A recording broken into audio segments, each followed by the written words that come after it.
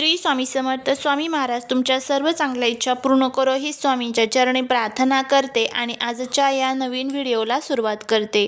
नवीन वर्षातील पहिला सण म्हणजे मकर संक्रांत, पण याआधी येतो तो म्हणजे भोगी. भोगी म्हणजे उपभोग घेण्याचा सण. निसर्गाने दिलेले नवीन धान्य, भाज्या यांचा आनंद घेण्याचा हा दिवस. आज आपण पाहणार आहोत भोगीची भाजी कशी बनवायची, या दिवशी काय महत्त्व आहे आणि त्याचबरोबर सर्वात महत्त्वाचं, या दिवशी भोगीची भाजी बनवत असताना किंवा घरामध्ये आपल्याला ही एक भाजी जी आहे तर ती चुकूनही खायची नाही, नाहीतर आपल्याला आयुष्यभर भोग भोगावे लागतील. आता याबद्दलची संपूर्ण माहिती आज या व्हिडिओमध्ये मी तुमच्यासोबत शेअर करणार आहे, त्यामुळे तुम्ही हा व्हिडिओ स्किप न करता शेवटपर्यंत नक्की पहा. चॅनलवरती जर तुम्ही नवीन असाल तर चॅनलला सबस्क्राईब करा आणि अशीच माहितीपूर्ण नवनवीन व्हिडिओ पाहण्यासाठी बेल आयकॉनलाही प्रेस करा, म्हणजे जेव्हा कधी मी नवीन व्हिडिओ अपलोड करेल त्याचं नोटिफिकेशन सर्वात अगोदर तुम्हाला भेटेल आणि तुम्ही एक पण व्हिडिओ मिस करणार नाही. त्याचबरोबर कमेंटमध्ये श्री स्वामी समर्थ लिहायला अजिबात विसरू नका, जेणेकरून स्वामींची तुमच्या कुटुंबावर, मुलांवर अगदी भरभरून अशी कृपा होईल. हिवाळ्यात हवामान थंड असते, शरीराला उष्णतेची गरज असते. भोगीच्या दिवशी खायचे पदार्थ, त्यामध्ये तीळ, बाजरी, शेंगदाणे शरीराला ऊब देतात. या दिवशी इंद्राची पूजा केली जाते, जेणेकरून शेती पिकावे आणि पाऊस चांगला पडावा. शेतात आलेले नवीन पिकांचा नैवेद्य देवाला दाखवून कृतज्ञता व्यक्त केली जाते. भोगीच्या दिवशी लेकुरवाळी भाजी केली जाते. यात अनेक प्रकारच्या शेंगभाज्या आणि फळभाज्या यांचा समावेश असतात. यामध्ये शेंगभाज्या ज्या आहेत तर त्यात ओला हरभरा, घाटा, पावट्याचे दाणे, वटाणा, घेवड्याच्या शेंगा असतात. फळभाज्यांमध्ये वांगी, बटाटा, गाजर, बोरे, कच्चा पेरू असतो आणि इतर जे काही पदार्थ आहेत त्यामध्ये भरपूर तीळ, ओळे खोबरे आणि शेंगदाण्याचा कूट यामध्ये वापरला जातो. ही भाजी प्रामुख्याने लोणी लावलेल्या बाजरीच्या तिळाच्या भाकरीसोबत खाल्ली जाते.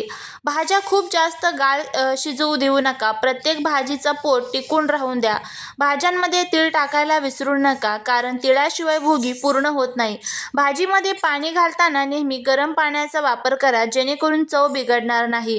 देवाला नैवेद्य कसा वाढावा? ताटात मधोमध बाजरीची भाकरी आणि त्यावर भोगीची भाजी ठेवा. सोबत लोणी, मुगाची खिचडी आणि वांग्याचे भरीत ठेवा.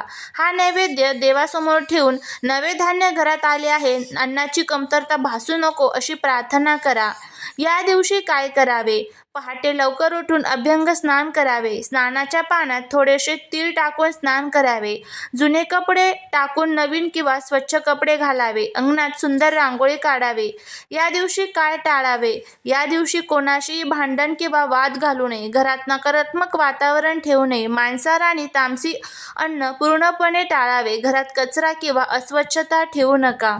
ग्रामीण भागात आणि जुरा परंपरेत एक म्हण प्रसिद्ध होते, जो भोगी तो पापी आणि जो राबतो तो सुखी, किंवा भोगीच्या दिवशी जो चुकला तो वर्षभर मुकला, असं देखील अनेक ठिकाणी म्हटलं जायचं. तुम्ही विचार केल्याप्रमाणे या दिवशी चुका झाल्या तर भोग भोगावे लागतात असे का म्हणतात? याची काही धार्मिक आणि शास्त्रीय कारणे देखील आहे. भोगी हा शब्द भुज या धातूपासून तयार झालेला आहे, ज्याचा अर्थ आहे उपभोग घेणे किंवा आनंद घेणे. वर्षातील असा दिवस आहे जेव्हा निसर्गातील सर्व नवीन अन्नधान्याचा आनंद घ्यायचा असतो. असे मानले जाते की जर तुम्ही या दिवशी निसर्गाचा हा प्रसाद, बाजरीची भाजी स्वीकारली नाही तर तुम्ही निसर्गाच्या चक्रापासून लांब जातात.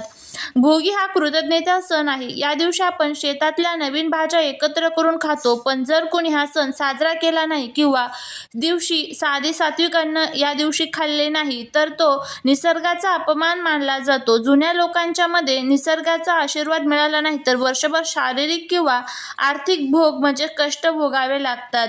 शास्त्रीयदृष्ट्या जानेवारी महिन्यात थंडी प्रचंड असते. भोगीच्या भाजीत वापरले जाणारे घटक शरीराला उष्णता देतात. जर या काळात शरीराला हे पौष्टिक घटक मिळाले नाही तर रोगप्रतिकार शक्ती कमी होऊ आजारपण सोसावे लागते. याला शारीरिक भोग म्हणतात. भोगीच्या दिवशी घरात भांडणे करणे किंवा अस्वच्छता ठेवणे अशुभ मानले जाते. असे म्हणतात की वर्षाच्या सुरुवातीच्या या सणाला जर घरात क्लेश झाले तर ते नकारात्मक वलय वर्षभर सोबत असते. या दिवशी अभ्यंग स्नानाला विशेष महत्त्व असते. तुमच्या आजूबाजूला जर कुठे पवित्र नदी असेल तर त्या पवित्र नदीमध्ये आपल्याला अंघोळ करायची असते, पण आपल्या आजूबाजूला पवित्र नदी असतेच असं नाही. त्यासाठी आपल्या धर्मग्रंथांमध्ये आपल्याला हे छोटे उपाय सांगितले जातात. आपल्या घरामध्ये ज्यावेळेस आपण अंघोळ करतो त्यावेळेस आपल्याला त्या अंघोळीच्या पाण्यामध्ये थोडेसे तीळ टाकून आपल्याला अंघोळ जी आहे तर ती करायची आहे. या दिवशी भोगीच्या भाजीचा नैवेद्य दाखवल्यानंतर ती भाजी पूर्ण संपवावी, ती फेकून देऊ नका. शक्य असल्यास गरिबांना तीळ, गूळ किंवा धान्य दान करावे. भोगीच्या दिवशी सर्व मिश्र भाज्या खाण्याला महत्त्व असले तर एक विशिष्ट भाजी अजिबात आपल्या शास्त्रात आणि परंपरेत कडक नियम पाळले जातात. तुम्ही च्या दिवशी जर ही ठराविक भाजी खाल्ली तर आपल्याला अनेक समस्यांना सामोरे जावे लागते. ही भाजी तामसिक प्रवृत्तीची मानली जाते. भोगीच्या दिवशी शरीर शुद्धीकरणाची प्रक्रिया सुरू असते. अशा वेळी ही भाजी खाल्ल्याने पचनशक्ती बिघडू शकते आणि शरीरातील उष्णतेचे संतुलन बिघडते. या सणाला इंद्रपूजन आणि निसर्ग पूजेचे महत्त्व आहे. ही विशिष्ट भाजी या दिवशी खाणे म्हणजे देवांचा नैवेद्य अपवित्र करण्यासारखे मानले जाते, ज्यामुळे घरात नकारात्मकता येऊ शकते. जुन्या जाणत्या लोकांच्या मते भोगीच्या दिवशी भाजी खाल्ल्यास व्यक्तीला वर्षभर पोटाचे विकार किंवा मानसिक अस्वस्थता सोसावी लागते. शास्त्रात या दिवशी केलेल्या जमिनीच्या वर येणाऱ्या आणि वेलीच्या सात्विक भाज्यांचा महिमा सांगितलेला आहे. ही भाजी जमिनीच्या खाली वाढणारी आणि अतिशय तीव्र मानली जाते. सणासुदीच्या शुभ मुहूर्तावर अशी तीव्र भाजी खाल्ल्याने बुद्धी जड होते असं देखील म्हटलं जातं. भोगीच्या दिवशी केवळ भाजीच नाही तर कांदा आणि लसूण यांचा वापर टाळून केवळ तीळ, शेंगदाणे आणि ओल्या खोबऱ्याचा वापर करून भाजी बनवणे अत्यंत शुभ मानलं जातं. हे जे पवित्र सण असतात हे आपल्या पृथ्वी तलावरती सकारात्मक ऊर्जा प्रस्थापित करत असतात. या ऊर्जेमध्ये ज्यावेळेस आपण काही उपाय, काही सेवा करतो त्यावेळेस त्याचं जे फळ आहे तर ते नक्कीच आपल्याला मिळतं. पण जर आपल्याकडनं काही चुका झाल्या तर त्याचे दोष देखील आपल्याला भोगावे लागतात. त्यामुळे ह्या चुका ज्या आहेत तर त्या आपल्याला पूर्णपणे थांबवायच्या असतात. एक गोष्ट नेहमी लक्षात ठेवा, आपण म्हणतो की मी खूप उपाय करते, सेवा करते, पण तरीही त्याचं मला फळ का मिळत नाही. कारण हे जे छोटे छोटे सण असतात ह्या सणांना ज्यावेळेस आपल्याकडनं ह्या चुका होतात त्यावेळेस केलेल्या जे काही उपाय आहे, केलेले जे काही सण आहे तर त्याचं फळ जे आहे तर ते आपल्याला मिळत नाही. त्यामुळे आपल्याला ह्या ज्या भाज्या आहेत तर त्या भोगीच्या दिवशी चुकूनही खायच्या नाही आहे.